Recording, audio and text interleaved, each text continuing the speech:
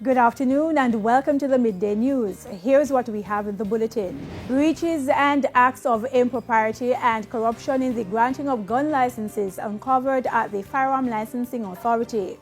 11-year-old girl and twin brothers killed in Irwin, St. James. In sports, West Indies cut into England's lead of first test in Antigua.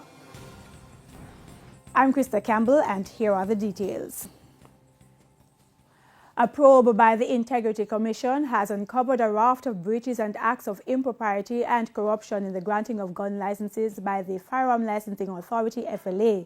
Now, the breaches happened between 2012 and 2018, but the FLA has been embroiled in controversy over the issuing of licenses for years.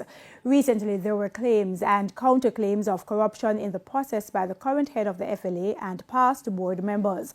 More from O'Shane Masters. The Integrity Commission's Director of Investigation found that 33 licenses were granted to ex-convicts between 2016 and 2018.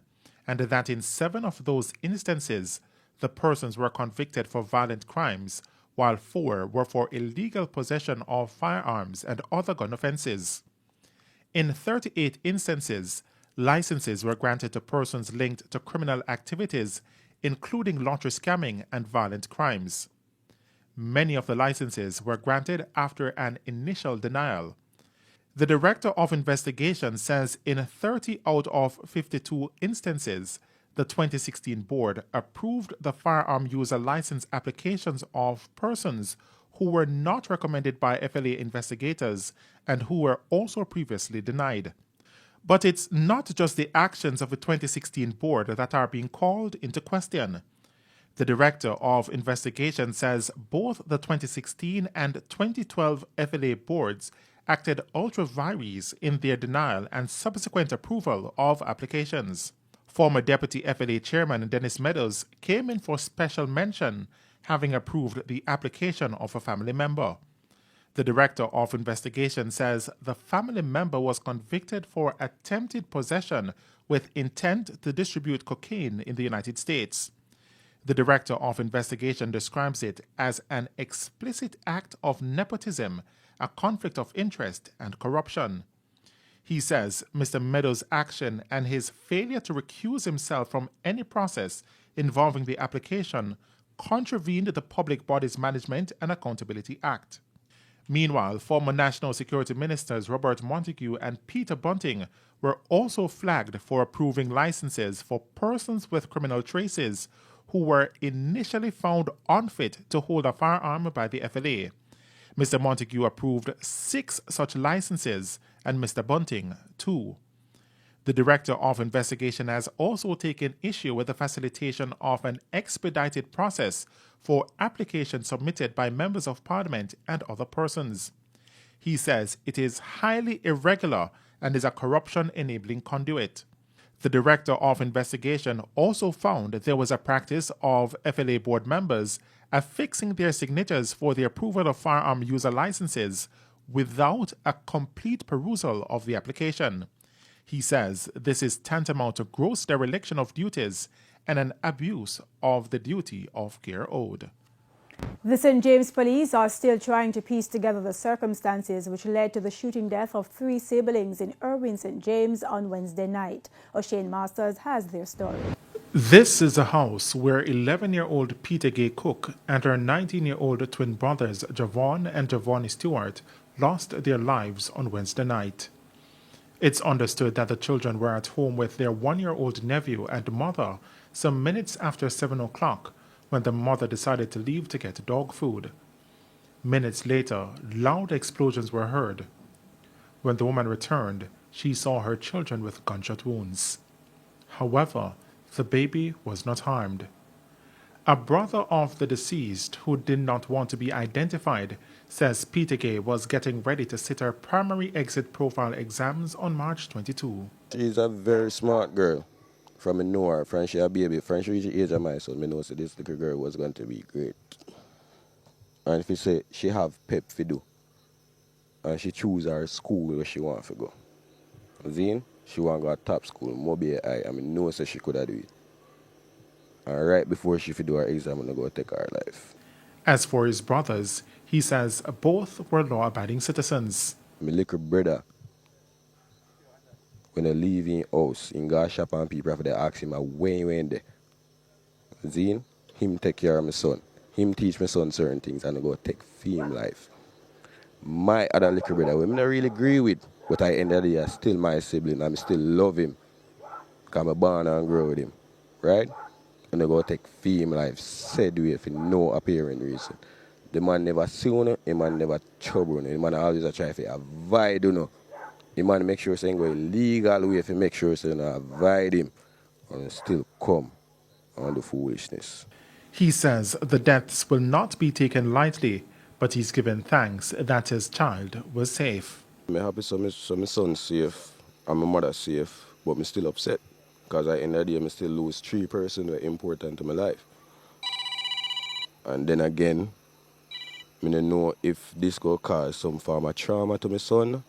I don't know if he hears them damage. But at the end of the day, as I say, karma will come back for him. Meanwhile, residents in Irwin St. James remain tight-lipped about the shooting incident. Up to news time, investigators did not ascertain a motive for the attack. O'Shane Masters, TVJ News. A female student at the College of Agricultural Science and Education case who was abducted this morning has been found alive. It's understood that the girl, who is a second-year student, was on her way to the school's farm when she was abducted. Them grab our phone drop, our bonnet, our book what she a farm, a jar in a bush, you see me? And when they come back from farm, we are here, the full 100, when we come find our bonnet, our phone and everything. And she gone. You see me? Our roommate no see her, nobody no see her. And I succumb to start hunting for her because she not turn up a farm. Her belongings were later found on a road. The police were alerted and a search team formed. The student was later found in bushes, but her abductor ran when he saw the approaching crowd. Students have blamed poor security on the campus for the incident. And now things that I'm seeing where nobody don't care because if them remarks that them are going to pass is it not that deep. What I mean by it not that deep, if she did that this morning, it would have been something else. At countless times, picnic, I argue about the same thing. More than one issues case have and nobody not do nothing, nobody not help with, nobody not doing anything. Nobody not do nothing. And for them one remarks is it not that deep, it not that serious. Something have to happen this morning. And we take our first break here on the Midday News, but return with more stories after this. Welcome back to the Midday News. All hopes of improving their financial fortunes have been dashed, and now public transportation operators in St. Mary have joined the chorus of complaints about the steep gas prices. We recently spoke with taxi and bus operators who ply the Onoto Bay to Highgate route, who told us they were elated when school resumed on Monday. This meant more passengers, more traveling, more income, but it is also now costing them more at the pumps. The gas, $206 a litre, and they use 2 litres for everyone going out of Bay. Right? That's $412. And the children them pay $100. You carry 5 of them. How much money you make for your money? $80. It don't make no sense. This can't work. Everything gone back in a gas. So you work a money and gone back in a gas. Gas price high, man. High. The Portmore Municipal Corporation has signed a $60 million contract to facilitate road rehabilitation in the Helsher Park and Hamilton Park communities in Portmore. This is part of the Road Infrastructure Legacy Projects, which falls under the government's major infrastructure development program. Works are expected to get underway in the coming weeks.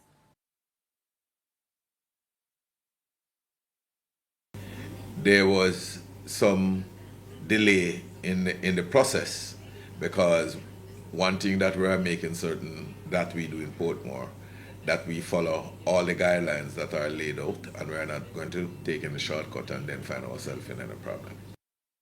Portmore Mayor Leon Thomas says the roads are slated to be completed within 90 days starting March 21, 2022. Roads are already selected.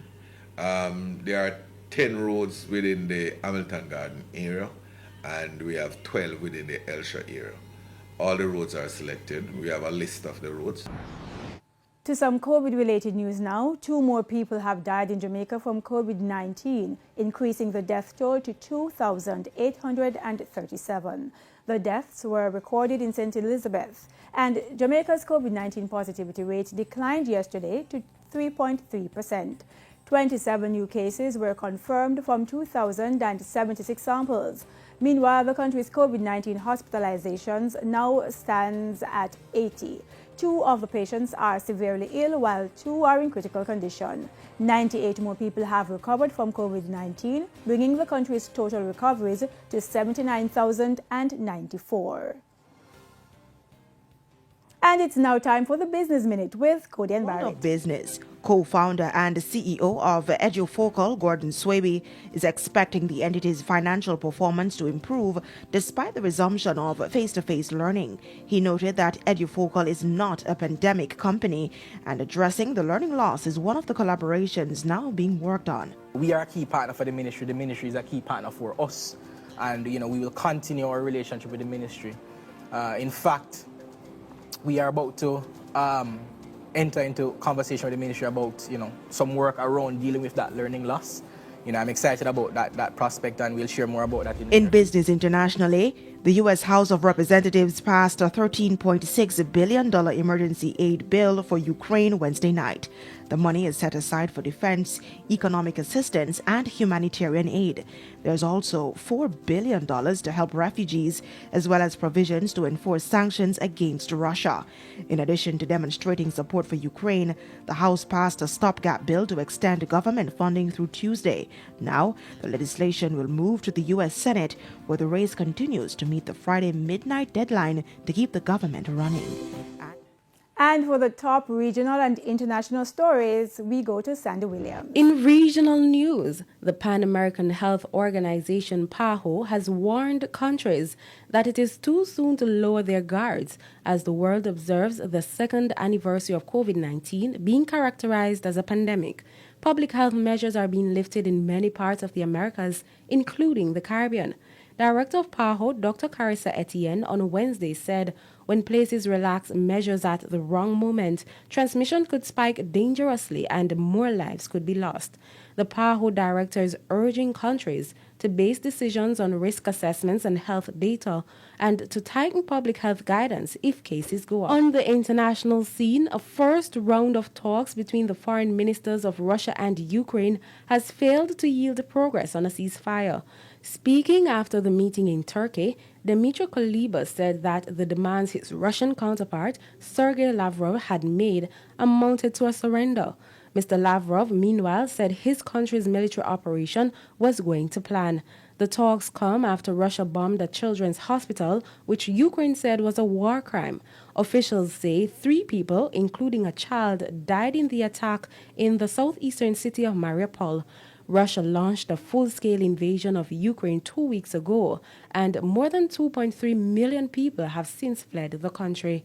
And those were the top regional and international stories. I'm Sandy Williams. And we head to a quick break now. When we return, we'll have your midday sports report. Take care. Welcome back. It's now time for Midday Sports. I'm Simon Preston. At sports time, the West Indies had reached 279 for 6 against England on day 3 of the first test in Antigua. The home side trails the visitors by 32 runs.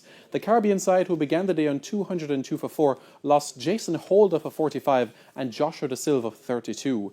Jamaican Nkrumah Bonner, who began the day on a 34, brought up his 4th test 50 and is unbeaten on 72. Ben Stokes has led the way with 2 for 33 for England. Jamaican umpire Jacqueline Williams has been appointed to officiate in 4 more matches in the group stages of the ongoing ICC Women's Cricket World Cup in New Zealand. The ICC revealed the umpire schedule for the rest of the tournament, which will see Williams officiate 5 matches in total in the group stages. She stood in the middle for match number 3 of the tournament between defending champions England and Australia. Her second encounter is the Pakistan versus South Africa encounter at the Bay Oval this evening. The 45-year-old was the only Caribbean umpire selected to officiate in the tournament. The host nation New Zealand have picked up their second win in the Women's World Cup after defeating India by 62 runs in Hamilton today. The home side posted 260 for 9 off their 50 overs. In reply, India were bowled out for 198 inside 47 overs.